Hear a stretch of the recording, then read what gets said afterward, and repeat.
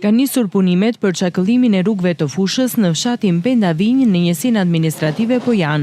Ndërhyrja synon përmirësimin e aksesit dhe lehtësimin e lëvizjes për banorët dhe fermerët, veçanërisht gjatë kësaj periudhe që pritet të transportohen prodhimet e këtij sezoni.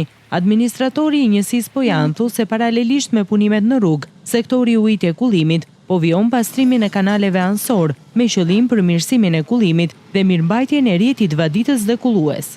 Drejtoria e bordit të kullimit po punon për sistemimin dhe çakëllimin e rrugëve të fshatit Penda Vinj, pasi këto rrugë ishin degraduar. Filluam një punë, kemi 2 ditë që po punojmë, shpresojmë për brenda 3-4 ditësh të përfundojmë. Njëkohësisht po punojmë edhe me pastrimin e kanaleve anësor, domethënë po ikim paralel edhe pastrojmë pjesën e kanalit, por edhe bëjmë edhe çakëllimin e rrugëve.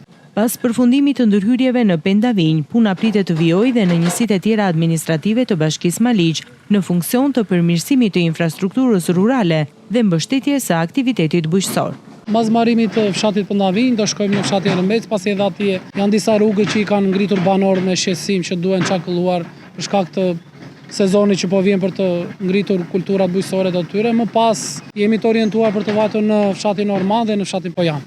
Fusha e Maliqit vijon të mbetet një nga zonat më të rëndësishme të prodhimit bujqësor në juglindje të vendit. Fermerët e zonës merren kryesisht me kultivimin e misrit, grurit, patates, fasules, qepës dhe perimeve të ndryshme, ndërsa një pjesë e tokave përdoret edhe për kultura të tjera që përshtaten me kushtet e zonës.